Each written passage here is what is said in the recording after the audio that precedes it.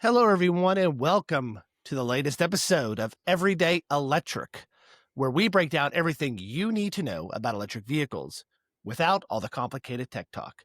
We are your hosts, Joel and Sebastian, and today we'll dive into the big charging networks, Tesla, Electrify America, ChargePoint, Iona, and others, and break down how to plan a smooth, stress-free EV journey without worrying about range anxiety.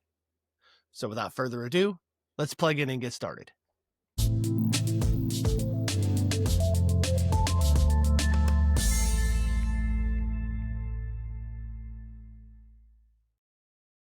All right, Sebastian, how are you doing today? I'm great. All right, good. All right, so this episode is the basics of EV charging and route planning, going on those long distance trips. So anything you want to chat about before we get started and dive in? Yeah, so I just want to let people know. So we're going to have to use units and stuff as we talk about this.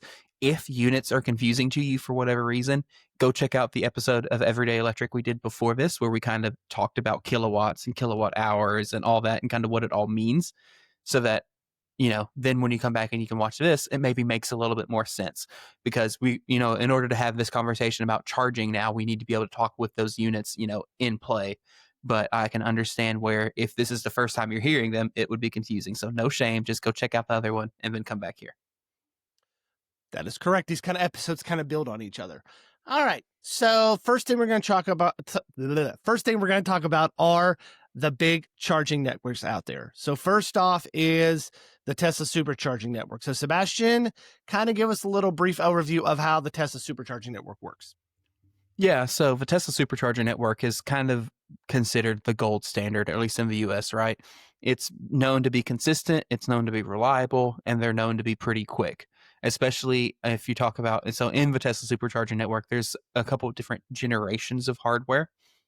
The primary ones being what's called version 3, and now they're starting to bring online version 4.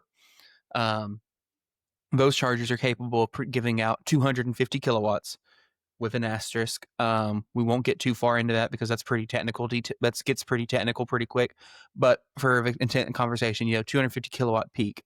They are starting to expand, or mostly there, honestly, at this point, to where other automakers are able to use, or are able to use the Tesla supercharger. So like GM, Ford, Rivian, Hyundai, Kia, Volkswagen, Volvo, BMW. I mean, basically at this point, almost everybody. But if you drive a Tesla, I mean, this is why it's been considered the gold standard. It's all built into the car. You get in the car, you tell it where you want to go, and the car just says, okay, you're going to stop 3 times. You're going to stop in New Boston, Texas, in Royce City, Texas, and in, wherever else. Like, it just tells you. And then you get there, you just plug in and you just charge. There's no payment method. There's a payment method, but it's all tied to your Tesla account. So that's kind of why people consider it the gold standard, right? Because you just tell the car where you're going and then you just do it. There's no real thinking behind it. Gotcha. So here's the issue, and this actually popped up in one of our Facebook groups here in Arkansas today. You did mention how Tesla is open to the Tesla charging network is open to non-Tesla EVs, but people think that's all their locations. Tell people why that's not true. Yeah, and so that kind of gets into ultimately, if you are a non-Tesla owner and you want to use Tesla Supercharger Network, you just need to use the Tesla app. The Tesla app, once you tell it the car you have, will show you which chargers are available to use for you. It's, the sole source of truth. It's your most reliable way to get that information.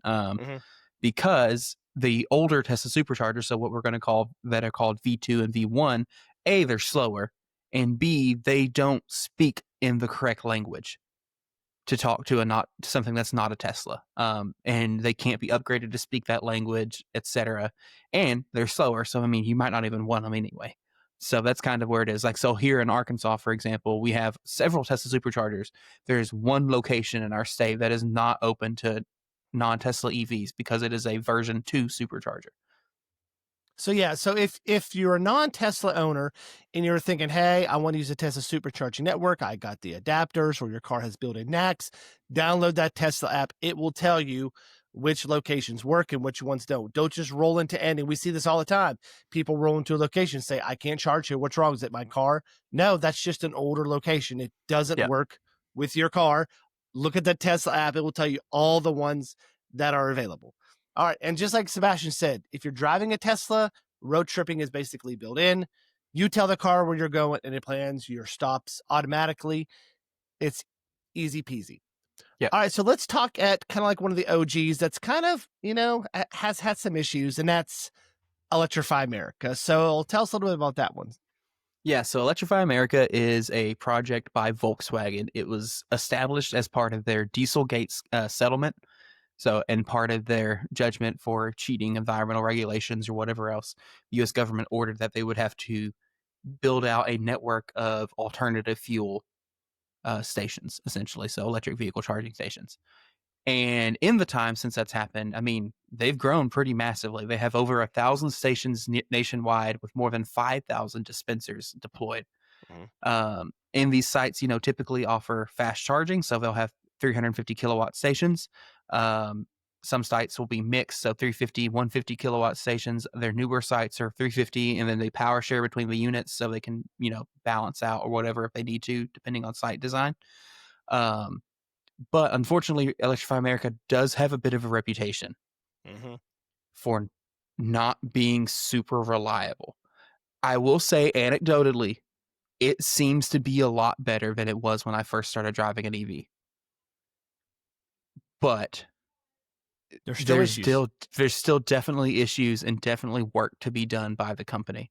That said, they've started adding things to make it more convenient. They've started integrating what's called plug-in charge with several OEMs, such as Ford, Rivian, and some others, to where once you get it set up, you have the Tesla experience. Essentially, you pull up to the charger, you plug in, it automatically authenticates, it automatically sets up your billing, and you start charging. There's no using an app, there's no pulling out your credit card, etc. But again, those are only for specific OEMs and sometimes even specific models within those OEMs. For example, you can do plug and charge on 2025 Ioniq 5s, but not the previous year models. And there was a similar thing, even Volkswagen with the ID4, they added it for a model year change, but then the ID4s before that couldn't use it for some reason. And that's a car built by the company that is Electrify America. Anyway, but nonetheless, they are a pretty ubiquitous option. A lot of them Walmart parking lots. And they're starting to actually really deploy sites too that are large. Electrify America for the longest time was a CPO, charge point operator, that would put 4 dispensers in a parking lot, and that was it. Yep. And we're actually starting to see them start putting out. I believe I saw somewhere this morning or yesterday afternoon where they're stating now that they plan to, every new deployment moving forward, to have at least 10 stalls. Yeah, we visited that one in Santa Monica. I think that was one of their bigger ones. I think that was 20 or 20. It was 20. Yeah, it was 20 stalls, and that was a bigger one. But for the most part, you are right. It's 4, 6, 8 stalls you're going to find there in the back of a Walmart parking lot. Maybe not well lit, but in the back of a Walmart parking lot. So yeah. Or a Target. Or a Target, true. Or a Costco. All right. So those are basically kind of like the OGs. They were the first 2 charging networks to kind of roll out. One with Tesla because they wanted to, and Electrify America kind of had to. Because they had to. Yep. All right. And what we have gone through, though, in the last 2 or 3 years, if we've seen some supercharger manufacturers and companies like that come and go. FreeWire, they tried it and kind of didn't get the ball rolling and kind of disappeared. What we're seeing, though, is that kind of thin out, and you're getting these new companies now that are legit, have legit software, and have legit equipment. So those are the kind of the up and comers. And we're kind of entering into like a golden age of charging. We've hit a point with EV adoption, and now we're seeing charging infrastructure catch up. Some of these examples of these up-and-comers would be Walmart Energy. We have Iona. We have Mercedes-Benz, which you're going to find a lot of the Bucky stations. All 3 of these players, or all these players, are dedicated to installing, first off, reliable and fast charging, and all have been expanding at a rapid pace. Walmart, who really started their rollouts this year, currently has 13 locations open, and I think almost 150 permitted or in the construction phase. So they're not playing around, are they, Sebastian? No, yeah. No. And then Iona, which if you don't know about Iona, they're backed by about 7 or 8 manufacturers, I believe. We have Hyundai, Hyundai, Kia, Kia, BMW, GM, like a bunch of really big, a bunch big of names. people with money, basically. And they're starting to expand as well. They opened up their first site, I believe, in February 2025.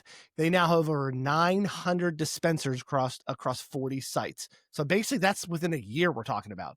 And then you have Mercedes-Benz, who operates around 50 sites, with another about 50 that are coming soon on their website. So, what kind of stands out with these up and comers to you, Sebastian? So the main thing is they're so kind of interestingly, they've all chosen the same hardware. They have. Ish. Walmart Yes. is also deploying another vendor, but they've all chosen the same hardware. They're kind of all targeting the same speeds, right? Mm-hmm. They're all looking at that 400 kilowatt kind of baseline. Walmart Energy with their hypercharger 400s and ABB 400 units, are doing 400 kilowatt. Mercedes-Benz is doing 400 kilowatts with their Alpatronic units. Iona is doing 400 kilowatt. It's like they're all choosing that same power. They're all choosing very similar site designs or choosing similar kind of locations even. um you know Walmarts tend to be pretty close to an interstate, Mm-hmm. pretty close to a major highway. Not always. Walmart is deploying some of these in chargers that are at like neighborhood markets and things like that, which I also think is cool. But they tend to be pretty close. Iona's targeting a pretty close, they're partnering with Wawa and Casey's and things like that, as well as building their own sites as well, which also tend to be close to interstates. You have Mercedes-Benz, who's using partners like malls and Buc-ee's and things like that to put chargers in. But the real thing here is just they all are operating at a pretty rapid speed. They are. Like you mentioned, Walmart has had a beta energy site here in Northwest Arkansas for about what, a year and a half? Yeah, you'd have 2 years. Yep. 2 years. But really, since the beginning of this year, they kind of announced that they were like, they're doing this thing. And I mean, like you said, like now they only have 13 locations open, not a ton. There's 149 stores that are either under construction or in the permitting phases to get chargers. Yep. And they're not doing small sites. Nope.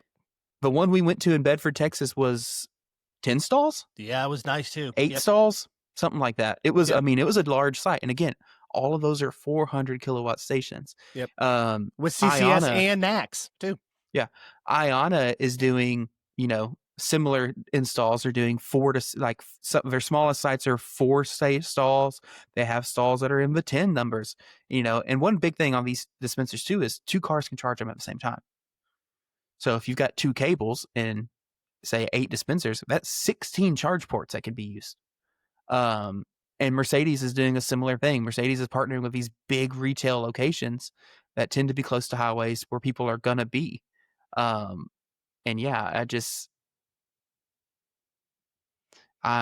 these are the up and comers. We are kind of entering that golden age. And one thing I've heard kind of consistently through all of these is they are reliable. All right, so now let's move into what we call the decentralized networks. So these are kind of networks that kind of just sprinkled throughout everywhere. They have no rhyme and reason. We're talking about like EVgo, Blink, ChargePoint. So talk a little bit more about these, Sebastian. Yeah, so I mean, these are not small players in the game. EVgo is not a small player. ChargePoint's not a small player. Blink is not a small player. But these are players that tend to be just kind of more shotgunned out there, if that makes sense. They're, like you said, decentralized. So you'll find these in random locations. Like you'll find them at car dealerships or car washes. We've got a charge point station at a car wash here in Little Rock. And I'm like, cool. It's like in the vacuum area. You plug in, you vacuum your car after your car wash, and you leave. Yeah. I mean, whatever. And so these kind of tend to be sporadic, and these kind of really just fill the gaps, or at least that's kind of their position now, right? Like I said, they're going to be in a random grocery store in the middle of town. They're going to be at a random venue, a random event place, whatever. And this is kind of their secret. Their kind of power is just flexibility. You'll find them where you're not going to find anything else. And these can be level 2 chargers even. There's charge point level 2 chargers literally everywhere, it feels like. You find these random blink chargers, level 2s everywhere. EVgo, for the longest time, EVgo said that like their primary focus was where people like not their focus was not for people, getting to and from work. Their focus was where people go after work. Mhm. And so they were installing them at shopping malls. They were installing them at restaurants. They were installing them at like apartment complex parking lots.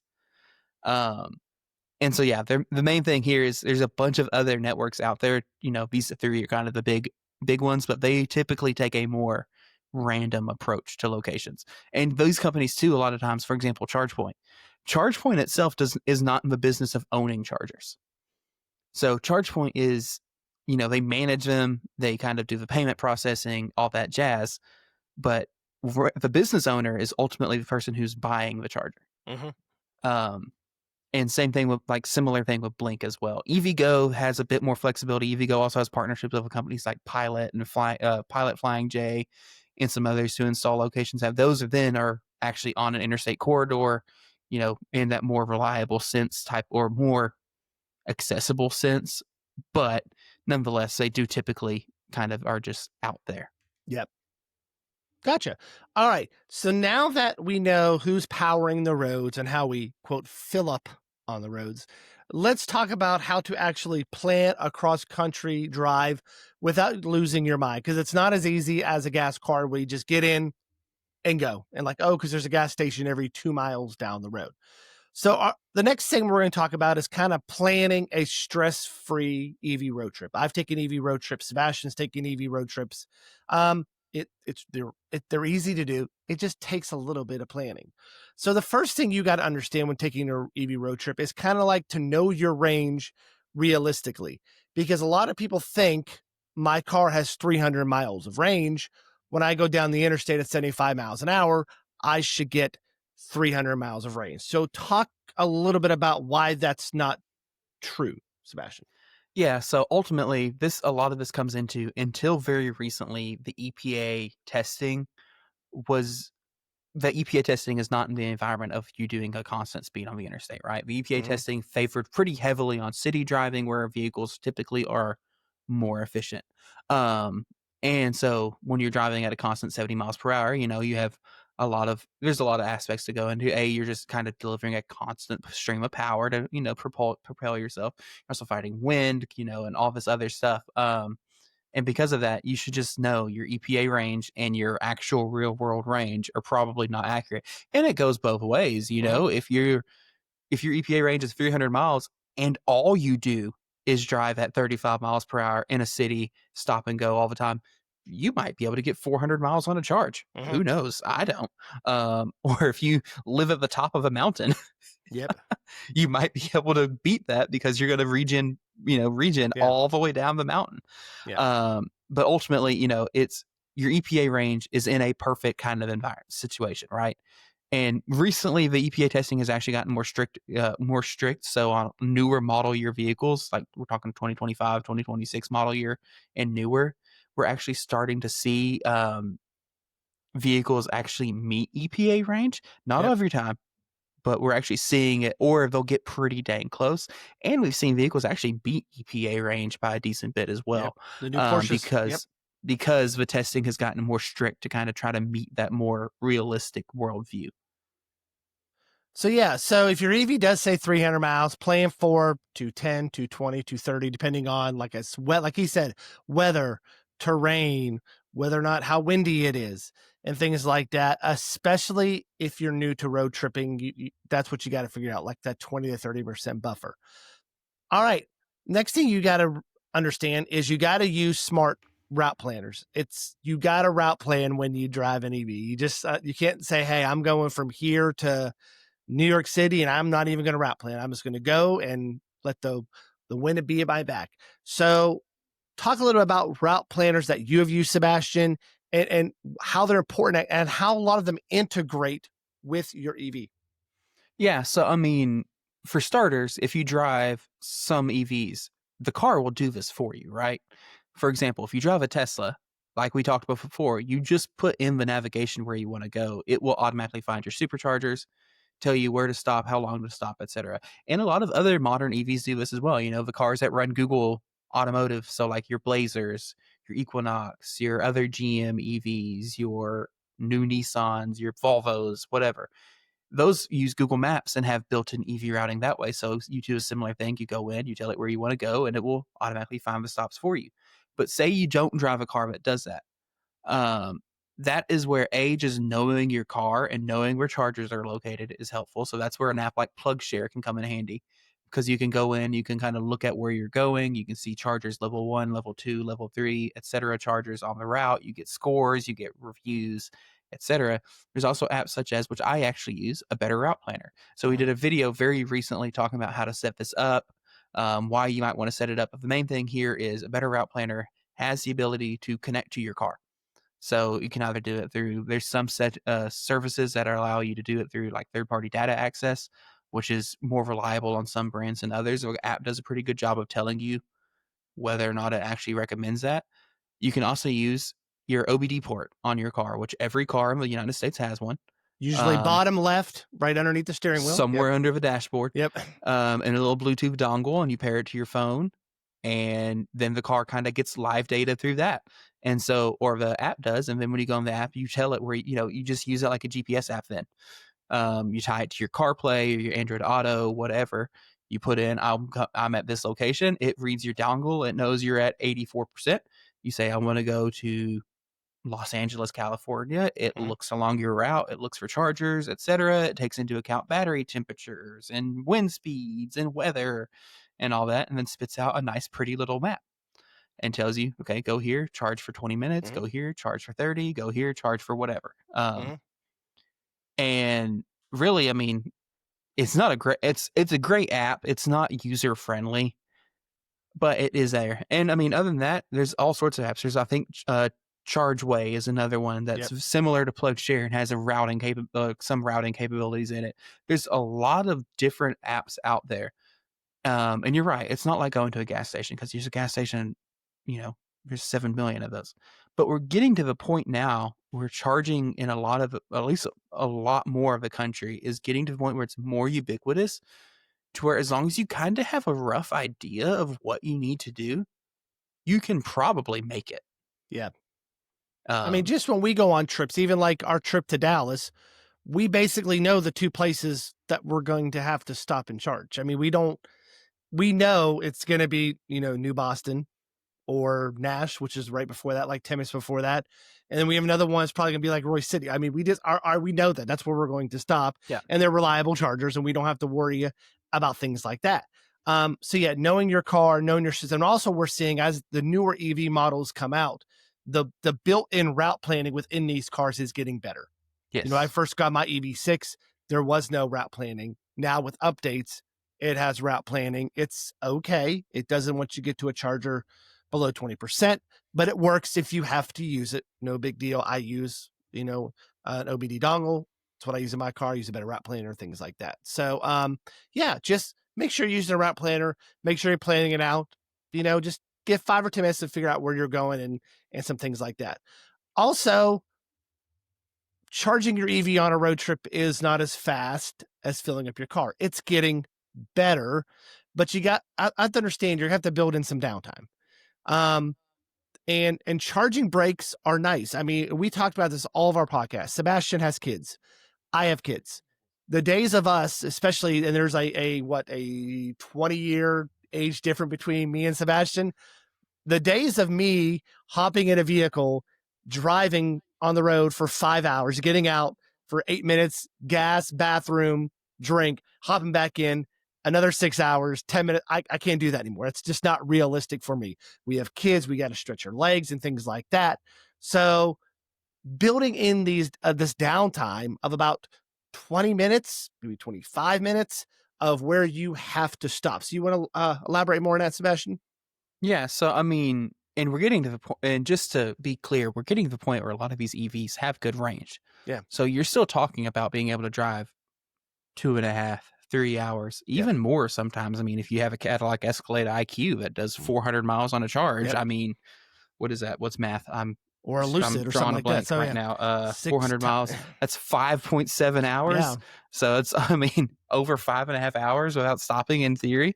So we're getting to the point where, I mean, if you want to be like that, you can, but Yep. ultimately stopping for 20 to 30 minutes after driving for 3 hours straight is probably a good idea. Yep. It gets, you can refocus your mind. You can take a quick break. You can have a mental, just stretch, like a mental stretch. You can stretch your knees, stretch your ankles, your hips, whatever. Yep. Run in, get yourself something to drink, use the restroom, and then you get out back on the road. Really, if you think about, because if you're doing that in a gas car anyway, it doesn't take, especially if you drive, say, like we do, and you Mhm. have like an Ioniq 5 or an EV6 that can legitimately do 10 to 80% in 18 minutes. Yep. It legitimately can do that. Mhm. 18 minutes is not that much longer than you would do if you were in a gas car getting gas. By the time you pump your gas, you run inside, use the bathroom, you buy a drink, you go through the checkout, you get back out. Yep. Like, there's not that big of a time difference between those two numbers. Yeah. And you think about it, on our trip to Dallas a couple weeks ago, we didn't have to wait on the car. The No. car was waiting on us. Yeah. By the time you got out, I got out, we got something to eat. My son had to do his thing. He was little, kind of run some energy off. By the time we got back, we were already at like 85, 90% on mostly all of our stops. So it wasn't like to a point where like, oh, we're twiddling our thumbs trying to wait. We were actually waiting on the EV. And what you're going to see in the next couple of years is that these charging times get better. Yeah. Something that was 20 to 30 minutes, we're now seeing 18 to 25 minutes. And now in a couple years, we'll probably see 10 to 20 minutes. So these charging times are just going to get better. Yeah. Yep. All right. So there's also another thing, and this got you on an EV road trip. When you're out there charging, have some backup options. Why is that important? So, as we mentioned before, some of these CPOs have not been known for stellar reliability. It's EA. getting better, but not necessarily known for, right? Mhm. Um, and so that's kind of, you want to make sure like, okay, if I'm stopping here and I'm stopping at 10%, is there anything else I could make it to if this doesn't work? Mhm. Now, with some networks, like if I'm relying on Tesla supercharger networks, that's honestly not something I'm worried about, right? Mhm. There's usually like 16 stalls at a Tesla supercharger. So like the odds of all 16 not working are pretty dang low. But also the car, because it has a connected route planner and all that, it also would know and not route you there in theory. Mhm. This really only concerns me for things like EA, where there have been times where m- multiple stalls have been non-functional or whatever else. Or if you were trying to rely on some of those decentralized options we were talking about before, like a blink charger at a car dealership, where you get there and, oh no, Mhm. they have a gate and they lock it after hours, or they have 4 gas cars parked in front of a charger and have no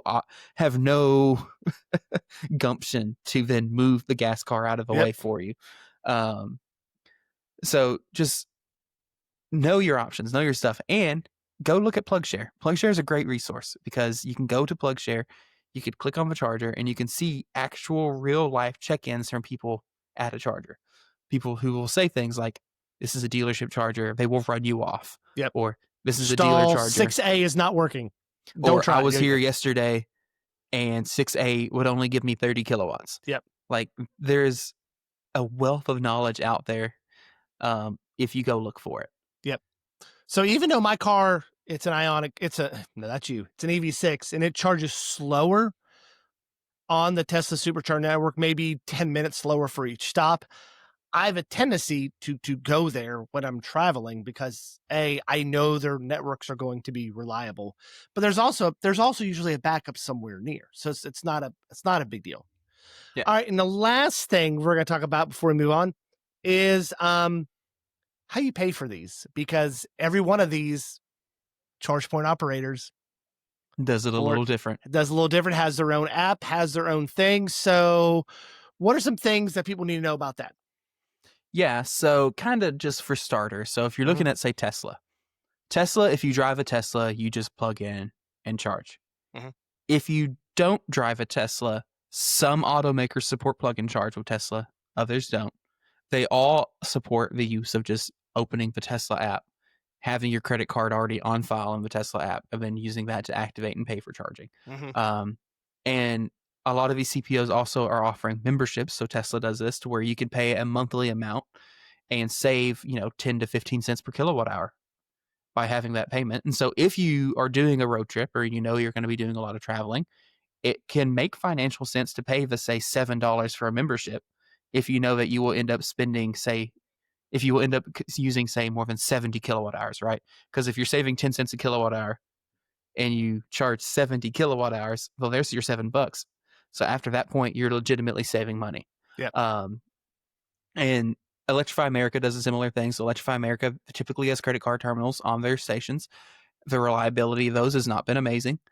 Or you can use the Electrify America app to activate the charger. And if you do that, again, there's a membership if you want, where they will say you can save, 10 to 15 cents kilowatt hour, similar pricing, similar strategy, right? And then you have other networks like Iona, who is choosing, Iona does not have an app. Iona has made the choice to only do tap and pay, Interesting. to only use your credit card to activate. And some people love that because it's one less thing to fiddle with, right? And if you're like It's Walmart, more like buying gas. no tap to pay, you got to use the app. Say it. And then you have Walmart, who requires you to use the Walmart app to activate charging. There is no card payments or no card terminal on the station. Whatever, the stations do support RFID cards. Yep. But Walmart Can't, does not use them. It's can't not put your enabled. phone up for Apple Pay or anything like that. Does Right. not work. So yeah. And then you have other stations like ChargePoint, whatever, where you can use your activate it with the ChargePoint app, or ChargePoint will give you a ChargePoint card, which you can either get a physical one, which I have and use all the time because it's like amazing and it's the most reliable thing ever, or you can just add it to like your Apple Wallet and then tap that way to tie it to your account. And a lot of these networks too, they actually do what's called roaming. So you can activate a charger from a different charging provider using the same app. So for example, ChargePoint is a great example of this. They are a huge roaming partner and like nobody knows about it.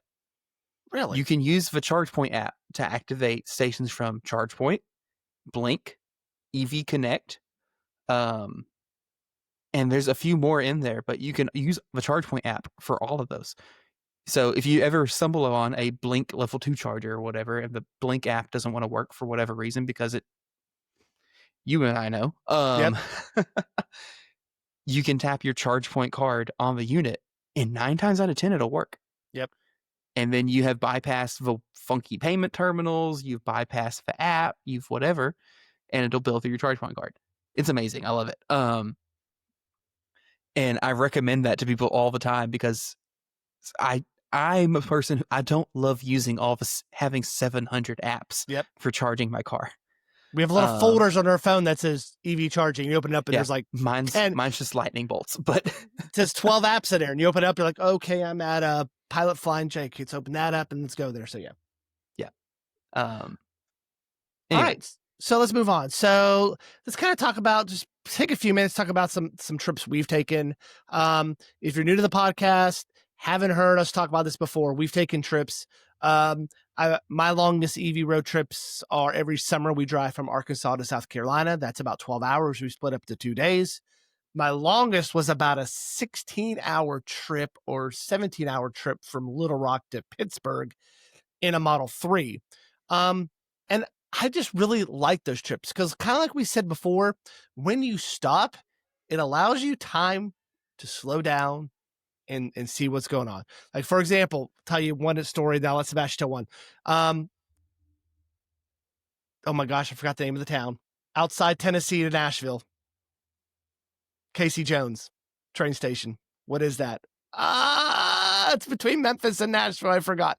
Anyways, there is a stop. It has a Tesla supercharger between Memphis and Nashville.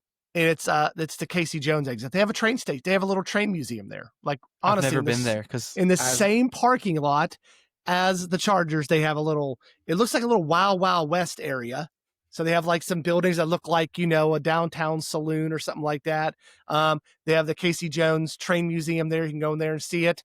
They also have this big, huge buffet there. So just places like that, which are really cool to see and stop at. So that's the things I like going on road trips, is getting out and just seeing different things and experiencing different places with my family, and it's not that hard. It's just a 20-minute stop just to get out and do cool little things like that. Sebastian, what are some road trips you've done? Yeah, so I haven't done anything that crazy. Mhm. I think my longest one was last year when we went to I think that was still longer than anything I've done, was when we went to Austin? Austin Yep. and I was in my Bolt. God love you. Um, God love me. Mm. But I mean, even then though, like I I'm an introvert who's also randomly a social butterfly. He says it on that's Um, what he says on his business card, by the way, so. Introverted social butterfly. Butterfly, yes. Yeah, yeah, I like that. I'm gonna have to Yes. remember that. That was a That's good right. one. Anyway, but like I have met so many people Yeah. charging my car and found myself talking to so many random strangers. Um, and finding a lot of people that are, say, new to the whole thing and maybe don't know what's going on and being able to help people. Like, I love stuff like that. And Yep. like you said, I've had amazing food that I never would have known was there or seen it or whatever because the supercharger in a small town is there's a gas station next to this random mom and pop restaurant. Yep. And I run in there because I'm like, yeah, I'm here. I might as well Yep. eat. I run in and I'm just like, oh my God, this is the best burger I've had in my life. Yep.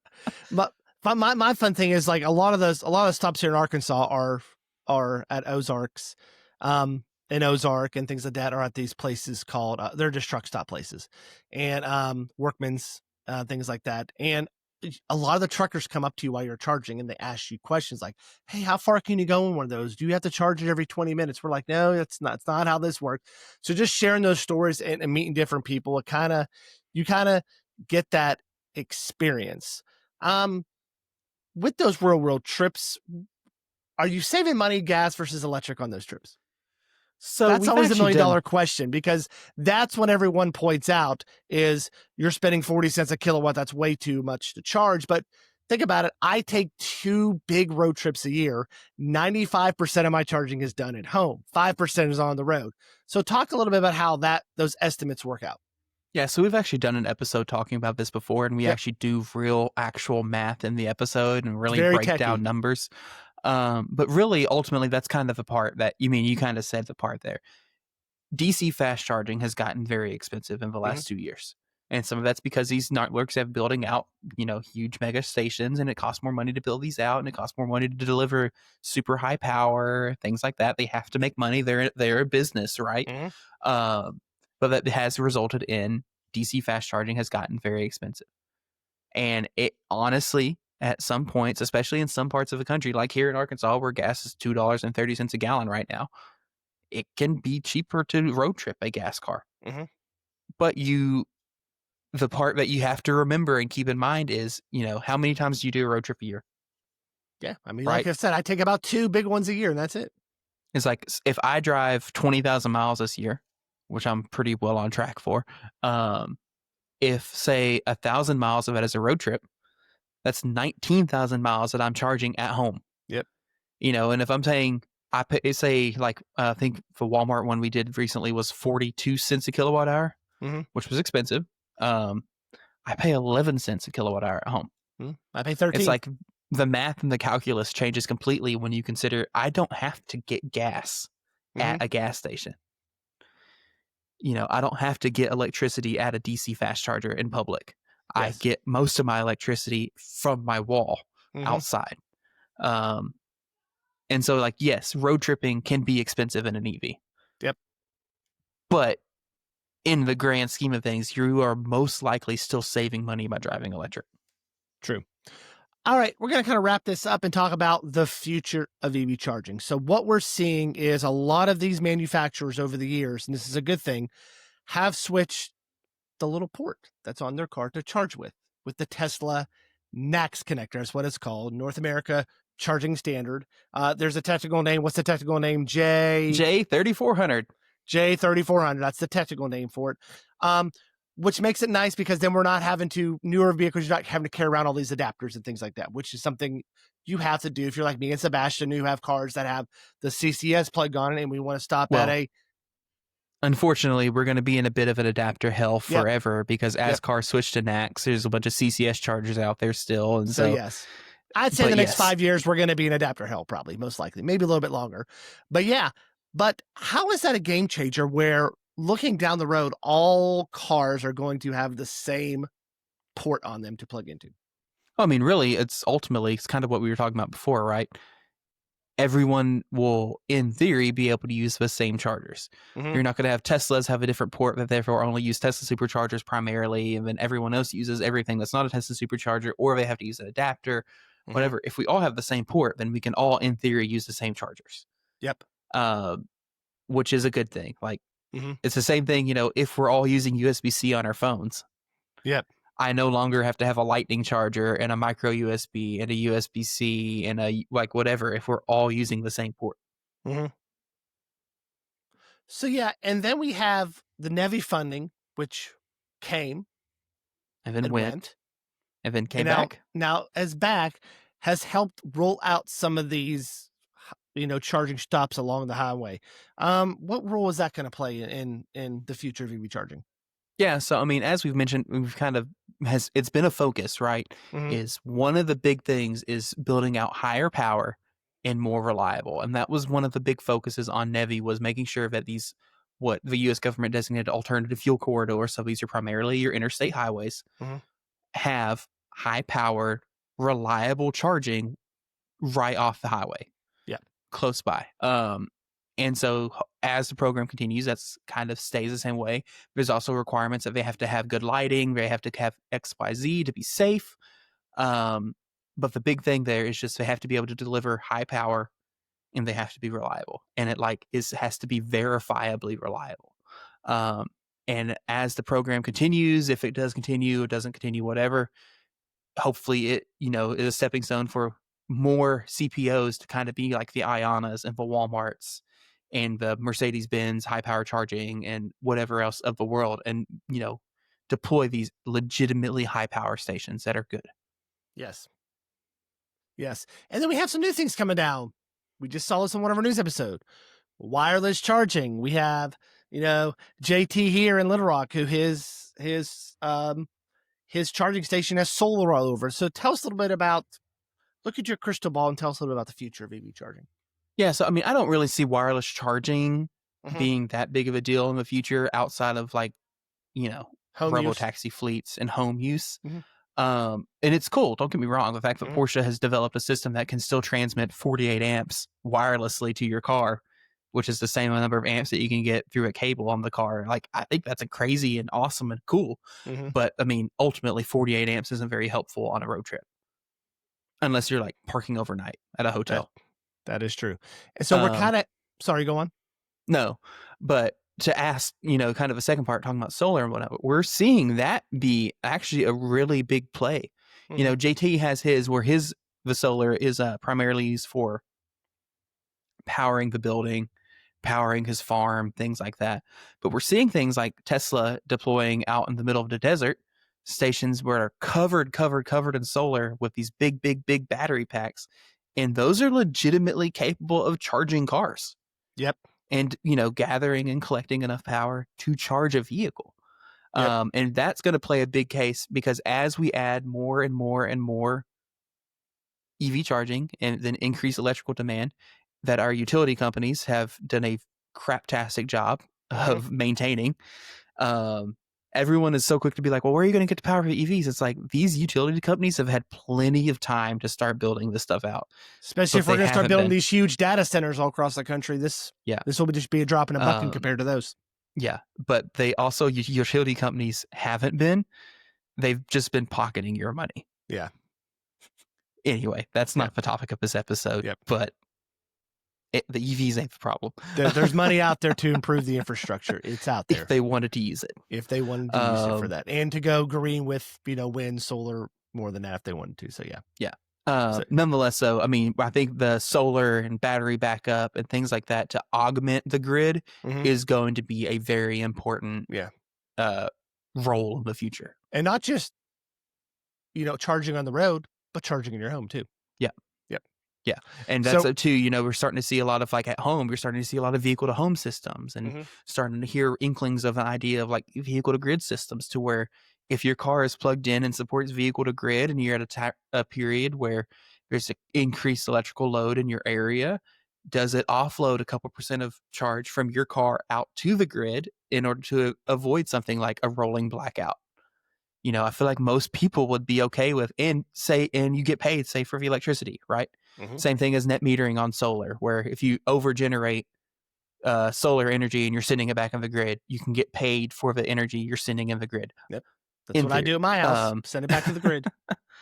Um, but yeah, so stuff like that is very interesting, and I'm excited to see how things like that play out here. Mhm.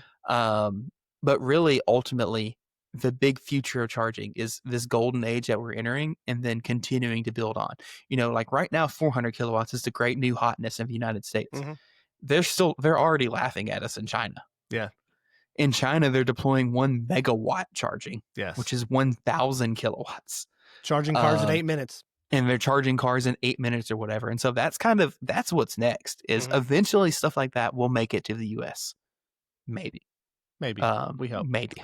We'll So see. basically, we're heading to a future to where you're not going to have to think about where you charge. You just get in your car, put where you're going in your car, and we're there for a lot of manufacturers. We're already there. So Yeah. All right, Sebastian, you want to wrap this up for the day? Yeah, so that is a wrap for episode 2 of Everyday Electric. Don't forget to subscribe to EV Geek Studios and tap the notification icon so you know when new content is released. If you're new to our channel, we will almost always release a video every Monday, Wednesday, and Friday, with Friday being our weekly news episode known as The Friday Charge. Thank you guys for watching, and we will see you again on another episode of Everyday Electric and another episode of EV Geek Studios. So long, everyone.